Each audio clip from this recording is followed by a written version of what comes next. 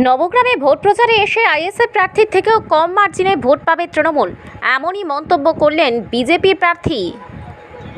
জঙ্গিপুর লোকসভা নির্বাচন আর হাতে গোনা কয়েকটা দিন বাকি। প্রতিটি রাজনৈতিক দল রীতিমতো কোমর বেঁধে নেমে পড়েছে ভোট প্রচারে। তবে জঙ্গিপুর লোকসভা বিজেপির প্রার্থী ধনঞ্জয় ঘোষ গ্রাম ও শহরতলি এলাকায় ভোট প্রচারের প্রধান হাতিয়ার।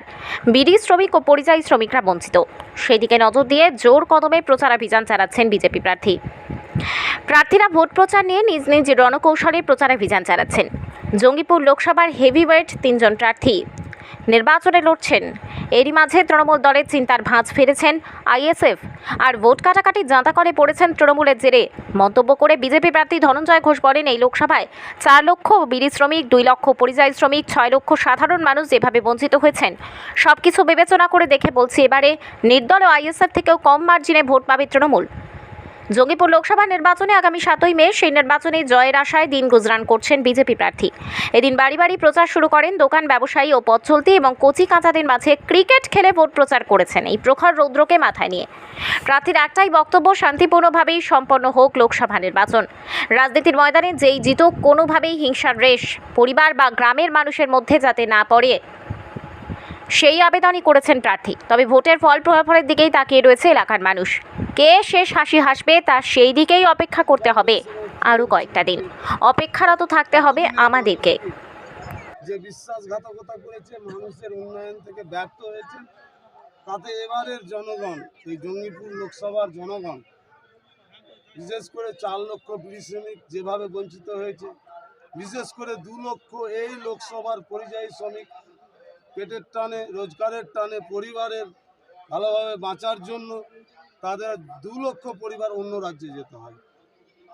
এই যে 2 লক্ষ আর 4 লক্ষ, 6 লক্ষ মানুষ যে বঞ্চিত, সরাসরিভাবে তারা কাজ পাচ্ছে না। বিশেষ করে 100 দিনের টাকা যেভাবে এই সরকারের নেতা মন্ত্রীরা, এমএলএরা, প্রধানরা যেভাবে মেরে খাচ্ছে, গরিব মানুষের বাড়ির টাকা যেভাবে মেরে খাচ্ছে, কৃষক বন্ধুদের যে তাদের প্রাপ্য অধিকার থেকে বঞ্চিত হচ্ছে,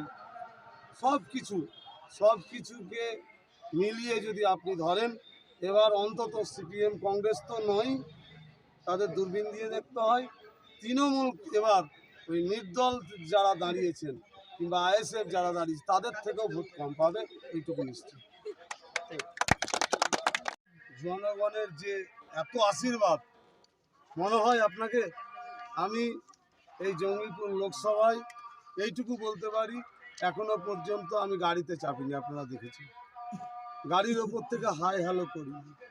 আরে জনগণের 5 বছরের আগে, 5 বছর জনগণ সেবা করার আগে, 5 বছর মানুষকে প্রতিশ্রুতি দেওয়ার আগে আপনি ভোট ভিক্ষা আশীর্বাদ চাই যদি গাড়ি থেকে হাই হ্যালো করেন, তাহলে জনগণের জন্য কি করবেন?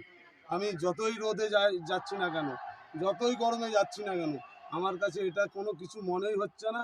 এটা আমার কাছে প্রসাদ হিসাবে মনে হচ্ছে। জনগণের এত আশীর্বাদ, কার্যকর্তার এত উন্মাদনা, কার্যকর্তারা এত উজ্জীবিত হয়ে যেভাবে আমার সঙ্গে সঙ্গ দিচ্ছেন, দুদিক থেকে পুষ্পবৃষ্টি হচ্ছে, মায়েরা মিষ্টিমুখ করাচ্ছেন, ফুল ছিটাচ্ছেন, শঙ্খ বাজাচ্ছেন, সত্যি আমি এতটা মানুষের জন্য কিছু করিনি। এটার মূল কারণই হচ্ছে দেশ স্বাধীনের পরে বারবার সিপিএম, কংগ্রেস, টিএমসি মানুষের ভোট নিয়ে মানুষকে যেভাবে বিশ্বাসঘাতকতা করেছে, লাঞ্ছনা করেছে, বঞ্চনা করেছে, তারই প্রতিফলন হিসেবে আমাকে এত আশীর্বাদ করছে। আর এই আশীর্বাদ আমার মনোবলকে 100 গুণ, ইচ্ছাশক্তিকে বাড়িয়ে দিচ্ছে। ফলে 43 কেন 50 ডিগ্রি হয়ে গেলেও কোনো যায় আসে না। আমার মানুষের দরবারে জনসম্পর্কের জন্য যেভাবে এগিয়ে যাচ্ছি আমি, ভোটের দিন পর্যন্ত আমি এটাই করি। আপনি আজকে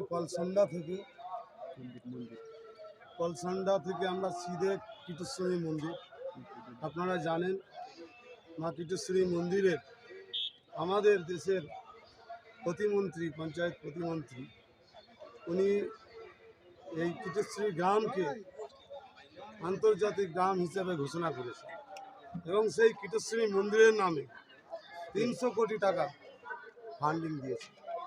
এটা সত্যি মুর্শিদাবাদের বুকে, এটা সত্যি খুব বিশাল একটা কাজ, বিশাল একটা গুরুত্বপূর্ণ একটা যে ডিসিশন নিয়েছেন, সত্যি এটা এর আগে আমরা কোনো দিন দেখিনি।